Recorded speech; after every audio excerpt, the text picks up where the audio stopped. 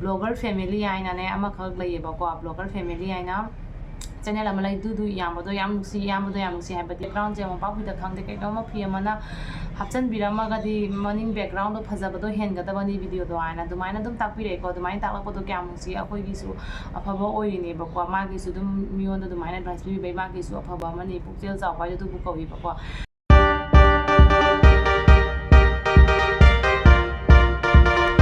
Hello Chinaw Meow, welcome back to my other video. Chinaw Meow ngasigi video sidi kaino oidoini Flipkart-tagi online-dagi porokpa lorokpa pot khara oidoinebako ado mayamda dum ai collection tawbase jenghalakaina tarinebako hadi amudodi pun order do lakdera nomo lakpado pot jamde kitang tani da pack khara su kairebako ado ai mayamda jenghanjarake ahanbada pack kaibase han jenghalakeko litreba hadi imona kitang chaweba ado fit oihandoini si jengo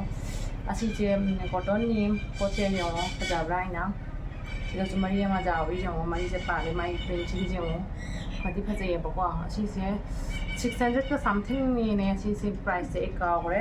o ma hena kan sidasu ama jawra mi kita yengo fajabra ina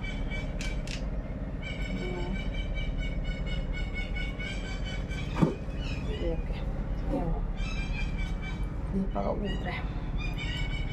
fajare yong mayam dogadi si sema leireba se phi ju pai bada yam nungai ni pa jam nungai ni hoji summer ni na ko winter la dipe yaro ke gin pa hong ka i ba se half ne aba si se do ase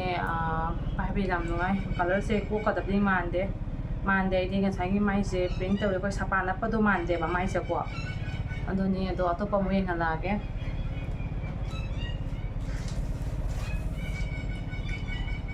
asi kurta asisu aimona khatang chawebako asisu tight ohen ta handa yaro ai jam lu soine de ko sisu ngai debako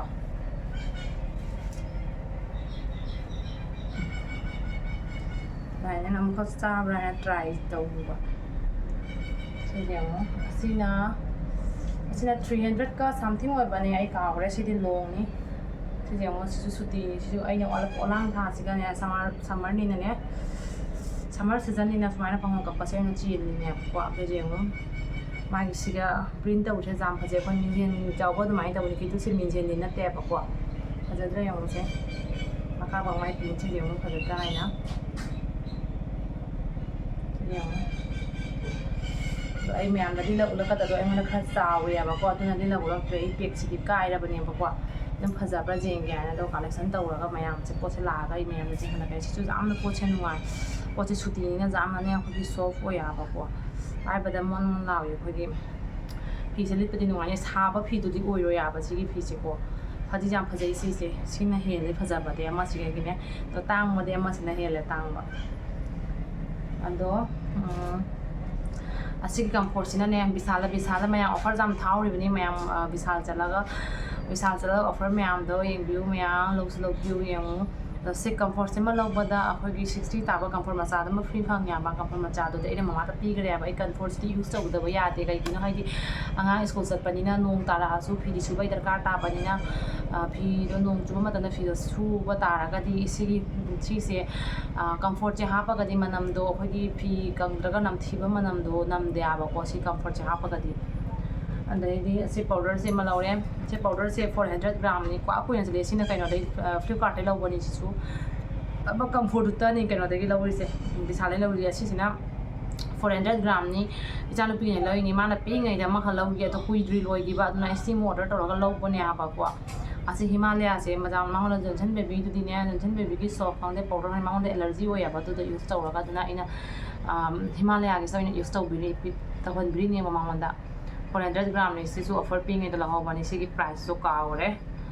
ado sigi sauce ma chowmin jan cha ya pa chowmin cha ba de sauce ma jam pa mi isang pi ji na sisu Flipkart de si ma lo wada ma free phang ya ba ko ado ama de pu thok tra room da thama me ba pot na pu thok tre haidi maru oi ba du tai pu thore ya ba sab chi su ama lo wada ma free phang ni 55 ni sina ado si sapon ani sina mama na pi bi dei ba si sapon ni mana si ko si ko di phang dia ko ipang mo di phang ya ba sina papaya ga ne ko sapon ni mi kenen ka manam jam si se sapon je kui na su jam na kui na su chali si sapon je si na ba su jam na si sapon je ꯃꯃꯥꯅ ꯍꯦꯛ ꯄꯤꯔꯛꯑꯦꯕ ꯁꯨꯝꯕꯁꯦ ꯃꯥꯗꯤꯀꯣ jam ꯂꯧꯁꯟꯕꯅꯦ ꯑꯅꯤ ꯈꯪꯗꯦ ꯑꯍꯨꯝꯂꯛ ꯁꯨꯝꯁꯨ ꯄꯤꯔꯛꯑꯦ ꯅꯠꯇꯦ ꯑꯅꯤꯈꯛ ꯄꯤꯔꯦ ꯑꯗꯣ ꯑꯩꯁꯨ ꯆꯦꯜꯂꯝꯃꯦꯕ ꯃꯃꯥ ꯐꯪꯉꯒꯗꯤ 10ꯃꯨꯛꯇꯪ ꯂꯧꯕꯤꯔꯝꯃꯣ ꯍꯥꯏꯅ ꯀꯩꯒꯤꯅꯣ ꯍꯥꯏꯗꯤ ꯁꯤ ꯁꯥꯄꯣꯟꯁꯦ ꯑꯩꯈꯣꯏ ꯄꯣꯞꯊꯣꯛꯑꯒꯅꯦ ꯍꯥꯏꯗꯤ ꯇꯨꯝꯁꯟꯕꯗꯣ ꯑꯗꯨꯃꯥꯏꯅ ꯑꯣꯏꯗꯦꯕ ꯌꯥꯝ ꯀꯨꯏꯅ ꯆꯠꯂꯦꯕ ꯁꯤ ꯁꯥꯄꯣꯟꯁꯦ ꯐꯁꯨ ꯐꯩꯌꯦꯕ ꯍꯛꯆꯥꯡ ꯅꯟꯕꯗꯨ ꯐ꯭ꯔꯦꯁꯁꯨ ꯑꯣꯏꯌꯦꯕ ꯁꯤ ꯁꯥꯄꯣꯟꯁꯦ ꯍꯦꯂꯦꯟ ꯀꯧꯔꯤ ꯃꯥ ꯁꯥꯄꯣꯟꯁꯤꯒꯤ ꯃꯃꯤꯡꯁꯦ ꯁꯤꯅ ꯑꯦꯂꯣꯕꯦꯔꯥꯒꯤꯅꯦ ꯁꯤꯁꯤꯅ ꯑꯃꯈꯛꯁꯨ ꯃꯃꯥꯡꯗ ꯄꯤꯔꯛꯄꯁꯨ ꯂꯩꯗꯨꯁꯨ ꯍꯧꯖꯤꯛꯐꯥꯎ ꯌꯨꯁ ꯇꯧꯔꯤ ꯂꯣꯏꯗ꯭ꯔꯤꯑꯕ ꯑꯗꯣ ꯏꯆꯥꯅꯨꯄꯤꯒꯤꯅꯦꯅꯅꯦ ꯐ꯭ꯔꯣꯛ ꯆꯦꯟꯕꯤꯕ ꯐ꯭ꯔꯣꯛꯁꯦ ꯃꯥꯅ ꯆꯨꯁ ꯇꯧꯖꯔꯤꯅꯤ ꯑꯁꯤ ꯐ꯭ꯔꯣꯛꯁꯤꯒꯤ ꯄ꯭ꯔꯥꯏꯁꯁꯦ ꯀꯌꯥꯅꯣ 430 ꯑꯩꯅ ꯍꯧꯖꯤꯛꯇꯤ ꯑꯗꯨꯝ ꯗ꯭ꯔꯦꯁ ꯃꯌꯥꯝ ꯂꯩꯕꯅꯤꯅ ꯑꯩꯅ ꯑꯗꯨꯝ ꯄꯨꯖꯥꯒꯤ ꯑꯣꯏꯔꯁꯨ ꯑꯩ ꯂꯧꯁꯟꯕꯤ ꯅꯠꯇ꯭ꯔꯒ ꯃꯥꯏ ꯕꯥꯔꯗꯦꯒꯤ ꯃꯇꯝꯗꯅꯤꯅꯁꯨ ꯍꯥꯏꯅꯅꯦ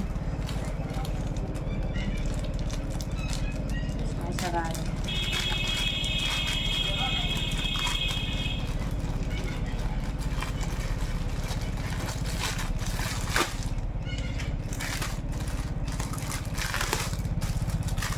마디 괜찮다 끼워봐봐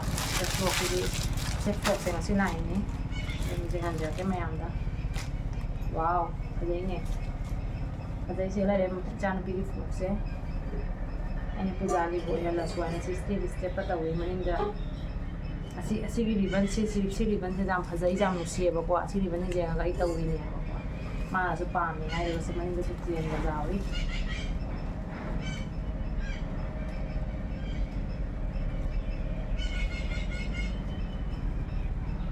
ꯆꯦꯟꯒ ꯌꯥꯎꯏꯁꯦ ꯆꯤꯟꯖꯥꯛ ꯃꯌꯥꯝ ꯌꯥꯝ ꯐꯖꯩ ꯁꯤꯁꯨ ꯌꯥꯝ ꯅꯨꯡꯁꯤꯔꯦ ꯁꯤ ꯗ꯭ꯔꯦꯁꯁꯦ ꯃꯥ ꯄꯨꯖꯥꯗꯗꯤ ꯆꯥꯔꯅꯤ ꯈꯤꯇꯪ ꯆꯥꯎꯒꯗꯕ ꯑꯗꯨꯃꯥꯏꯅ ꯇꯧꯋꯦꯕꯀꯣ ꯄꯨꯖꯥꯗꯗꯤ ꯆꯥꯒꯗꯕ ꯃꯥꯜꯂꯤ ꯐ꯭ꯔꯣꯛꯁꯦ ꯍꯣꯔꯦꯟ ꯃꯥ ꯂꯥꯛꯑꯒ ꯍꯔꯥꯎꯕꯅ ꯂꯣꯏꯔꯅꯤ ꯃꯥꯏ ꯐ꯭ꯔꯣꯛꯁꯦ ꯂꯥꯛꯑꯦ ꯍꯥꯏꯅ ꯑꯗꯨꯗꯤ ꯑꯃꯅ ꯕꯦꯒꯅꯦꯕꯀꯣ ꯑꯁꯤ ꯕꯦꯒꯁꯤꯅ 604 ꯑꯣꯏꯕꯅꯤ ꯑꯁꯤ도 ꯉꯁꯤ ꯂꯥꯛꯏꯅꯤ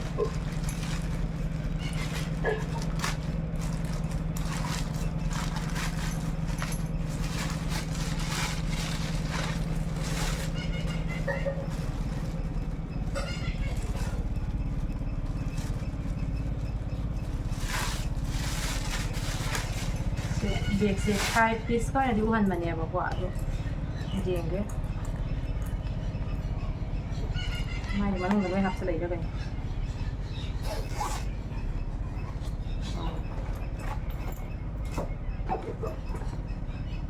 ꯑꯌꯥ ꯕꯦꯒꯁꯦ ꯑꯍꯨꯝ ꯈꯛꯇꯪ ꯑꯣꯏꯈ꯭ꯔꯦꯅꯦ ꯃꯔꯤ ꯈꯛꯇꯪ ꯑꯣꯏꯔꯝꯃꯤꯅꯦ ꯑꯇꯩ ꯌꯥꯎꯗ꯭ꯔꯦ ꯑꯩꯉꯣꯟꯗꯗꯤ 5 ꯈꯛ ꯑꯣꯏꯅ ꯎꯍꯜꯂꯤꯅꯤ 5 ꯈꯛ ꯑꯣꯏꯅ ꯁꯤꯁꯦ ꯑꯃꯨꯛ ꯕꯦꯒꯁꯦ ꯍꯧꯖꯤꯛꯀꯤꯁꯤꯅ ꯑꯃꯨꯛ ꯑꯩꯅ ꯐꯥꯔꯁꯇ ꯁꯨꯃꯥꯏꯅ ꯇꯧꯕ ꯗꯤꯖꯥꯏꯟꯒꯅꯦ ꯗꯤꯖꯥꯏꯟꯗꯤ ꯃꯥꯟꯅꯗ꯭ꯔꯦ ꯁꯨꯃꯥꯏꯅ ꯇꯧꯕꯗ ꯑꯇꯣꯞꯄ ꯗꯤꯖꯥꯏꯟꯒꯤ ꯄꯣꯠꯁꯤꯗꯤ ꯕꯦꯒꯀꯤ ꯀ꯭ꯋꯥꯂꯤꯇꯤꯁꯤꯗꯤ ꯃꯥꯟꯅꯔꯒꯅꯦ ꯑꯗꯣ ꯑꯃꯗꯨꯁꯨ ꯀꯨꯏꯅ ꯆꯠꯂꯤ ꯁꯨꯝꯕꯁꯦ ꯄꯥꯏꯕ ꯌꯥꯝ ꯅꯨꯡꯉꯥꯏꯔꯦꯅꯅꯦ ꯑꯩꯅꯅꯦ ꯑꯗꯨꯝꯅꯦ ꯑꯁꯤꯁꯦ ꯑꯃꯈꯛ ꯂꯧꯔꯤꯅꯦꯕꯀꯣ ꯑꯁꯤ ꯕꯦꯒꯁꯤꯃ ꯂꯧꯕꯗ ꯀꯔꯤ ꯁꯤ ꯕꯦꯒꯁꯦ ꯀꯣꯟꯅ ꯌꯥꯎꯔꯛꯀꯦ ꯑꯩꯁꯨ ꯃꯌꯥꯝꯅ ꯌꯦꯡꯍꯜꯂꯛꯀꯦ ꯁꯤ ꯕꯦꯒꯁꯤꯃ ꯂꯩꯔꯦ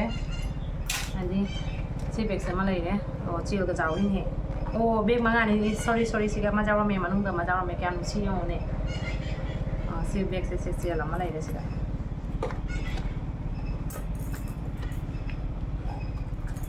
ꯄꯩꯁꯥꯒ ꯍꯥꯞꯄꯗꯤ ꯇꯥꯍꯧꯅꯤꯍꯦ ꯕꯦꯒꯁꯦ ꯆꯦꯜꯁꯨ ꯆꯥꯎꯗꯦ ꯑꯁꯤꯗꯒꯤ ꯃꯥꯒꯤ ꯆꯦꯜꯁꯦ ꯑꯩꯈꯣꯏꯒꯤ ꯀꯩꯅꯣꯁꯦ ꯁꯥꯏꯗꯇ ꯑꯩꯈꯣꯏ ꯌꯥꯜꯂꯒ ꯁꯨꯝ ꯄꯨꯕ ꯌꯥꯔꯦ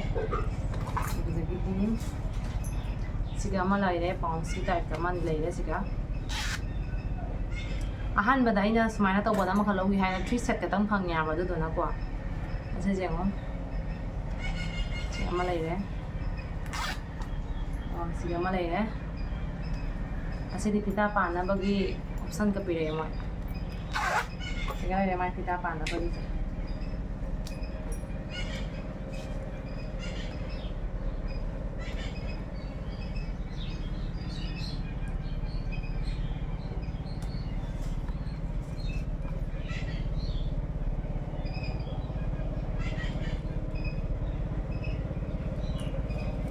से बेग से अच्छी एकदम साइड तक जाला का पूबा यार ऐसे सिना फाइ दगी नुसीबा बेग जो ने से बेग से आया सिदा मो ओ असिगी सिदी बेग ना ते अखोगी आईडी कार्ड के का हापागी नि सिदिया जाम नुसीरी ने सिदी आईडी कार्ड हापाई आई पार्ट्स मा चा पिट्रू नुसीबो दो माने खमरे मा दे आईडी कार्ड आई हापागी ओरम नि तो ꯑꯗꯨꯗꯤ ꯑꯩꯒꯤ voter ID PAN card Aadhaar card ꯑꯗꯨꯗꯒꯤꯗꯤ ATM card ꯏꯁꯝ cardꯀ ꯍꯥꯞꯄ ꯌꯥꯔꯦ ꯑꯌꯨꯁꯃꯥꯟ cardꯀ ꯍꯥꯞꯄ ꯌꯥꯔꯦ ꯁꯤꯗꯤ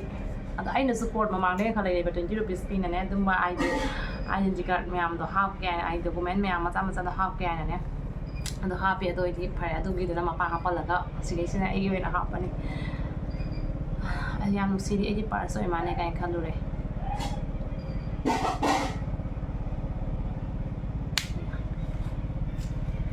ꯑꯁꯤ ꯈꯛꯇꯪꯇꯅꯤ ꯉꯁꯤꯒꯤꯁꯤꯗꯤ ꯃꯌꯥꯝꯗ ꯑꯩ ꯑꯗꯨꯝ ꯌꯦꯡꯍꯟꯅꯤꯡꯗꯅꯀꯣ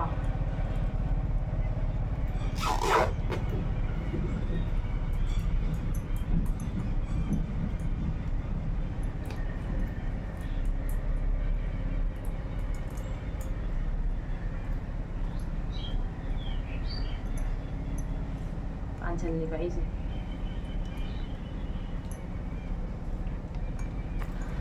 ꯑꯗꯣ ꯃꯌꯥꯝ ꯑꯩ ꯚꯤꯗꯤꯑꯣꯁꯤꯁꯨ ꯑꯩꯒꯤ ꯄꯣꯠꯆꯩ ꯀꯂꯦꯛꯁꯟ ꯃꯌꯥꯝꯁꯦ ꯌꯦꯡꯍꯟꯕ ꯂꯣꯏꯔꯕꯅꯤꯅ ꯑꯩ ꯚꯤꯗꯤꯑꯣꯁꯦ ꯃꯇꯥꯡꯁꯤꯗ ꯂꯣꯏꯁꯤꯟꯖꯔꯒꯦ ꯃꯌꯥꯝꯅ ꯑꯩꯒꯤ ꯚꯤꯗꯤꯑꯣꯁꯦ ꯅꯨꯡꯉꯥꯏꯕꯤꯔꯒꯗꯤ ꯂꯥꯏꯛ ꯁꯤꯌꯔ ꯀꯃꯦꯟ ꯇꯧꯕꯤꯔꯝꯃꯨ ꯑꯗꯨꯒ ꯁꯕꯁꯀ꯭ꯔꯥꯏꯕ ꯇꯧꯗ꯭ꯔꯤꯕ ꯏꯆꯤꯜ ꯏꯅꯥꯎ ꯃꯌꯥꯝ ꯑꯅꯧꯕ ꯊꯦꯡꯅꯕ ꯀꯌꯥꯅ ꯁꯕꯁꯀ꯭ꯔꯥꯏꯕ ꯇꯧꯁꯟꯕꯤꯔꯝꯃꯨ ꯑꯗꯣ